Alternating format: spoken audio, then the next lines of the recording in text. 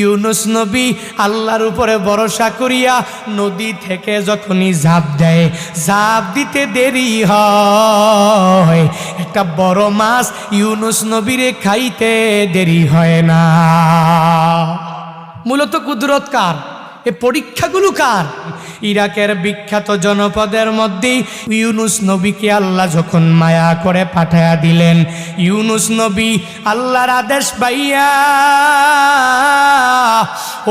ওই বড় জনপদের মধ্যে যাইয়া ওই জায়গায় দেখি যখন কালিমার দাওয়াতগুলো দেওয়া আরম্ভ করে দিলেন, সবাইকে যখন বলে তোমরা মেনে নাও আল্লাহ ছাড়া দুনিয়াতে কোনো মাবুদ নাই, আল্লাহর পক্ষ থেকে ইউনুস নবী আদেশ পাইয়া যখন সবাইরে দাওয়াত দেয়, 1 লক্ষাধিকেরও বেশি ওই জনপদের মধ্যে লোক সংখ্যা, কিন্তু একটা ব্যক্তিও ইউনুস নবীর প্রতিও ঈমান আনে না, কেউ কথাও মানতে চায় না, কেউ আল্লাহর প্রতিও ঈমান আনতে পারে না।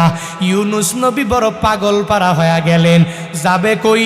আল্লাহর আইনগুলো দুনিয়ার মধ্যে বাস্তবায়ন করতে পারে নাই। পাগল পারা হইয়া এবার ইউনুস নবী বর্তমানে ইউফ্রেটিস, ওই সময়ে ছিল ফুরাত নদী, ওই নদীর পাশে যায়, নদীর পাশে যাইয়া নৌকার মধ্যে ইউনুস নবী উঠিয়া যায়। নৌকার মধ্যে উঠে নৌকা রওনা হয়ে গেল। ইউনুস নবী এদের জন্য বদদুয়া করে দিলেন, আর এদের ব্যাপারে কোনো দোয়াই করে না। আল্লাহর কাছে বলে, ও আল্লাহ, কওমেরা আমারে মানে না, তুমি এদের ধ্বংস করে দাও। ধৈর্যহারা হইয়া নৌকার মধ্যে উঠে যায়। নৌকা যাচ্ছে ফুরাত নদীর মাঝ বরাবর যাওয়ার পরে নৌকাটা ডুবে যাবে এমন অবস্থা। ওই সময়ে তো এদের মধ্যকার একটা কুসংস্কার ছিল, বলে যদি নৌকা ডুবে যায় তাহলে নৌকার মধ্যে এমন একটা যাত্রী আছে, যেই যাত্রী দাস, সে তার মনিবের কথা মানে নাই। যে মনিবের কথা মানে না, মনিবের থেকে অনুমতি নিয়ে আসে না, তার এই অপরাধের কারণে নৌকাটা ডুবিয়া যায়।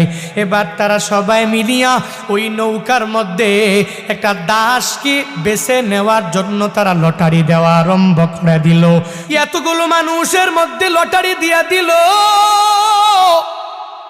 লটারি দেওয়ার পরে ইউনুস নবীর নাম প্রথমবার যখন চলে আসলো, প্রথমবার চলে আসার পরে এবার সবাই তাকাইয়া দেখে ইউনুস নবীর চেহারাটা অনেক সুন্দর।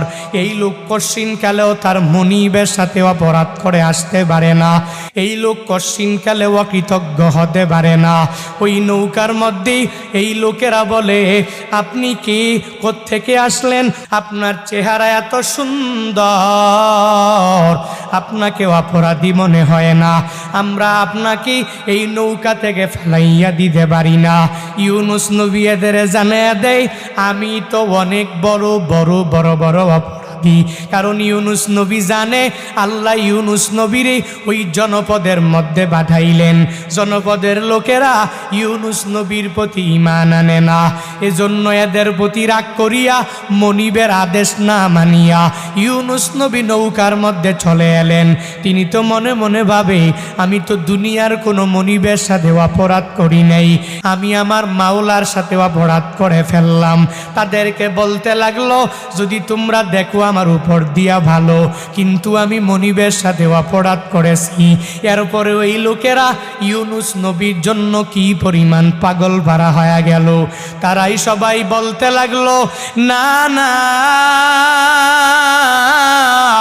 আপনার চেহারা এত সুন্দর, আপনি কশিনকালেও কোনো অপরাধের মধ্যে লিপ্ত হতে পারেন না, আপনাকে আমরা এ বিশাল ফুরাত নদীর মাঝখানে ফালাইয়া দিতে পারি না। বলে, না না, দ্বিতীয়বার আমরা লটারি দিব, প্রথম লটারির মধ্যে ভুল হয়ে যেতে পারে।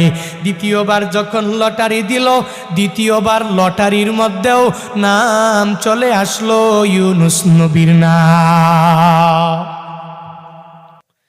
এবারও আবার টাকা বলে না না, আমাদের লটারিটা ভুল হয়ে গেল। এই লোকটা কশ্চিনকালেও কোনো অপরাধ করতে পারে না। নবীর প্রতি কি পরিমাণ প্রেমেরা ঢুকে গেল।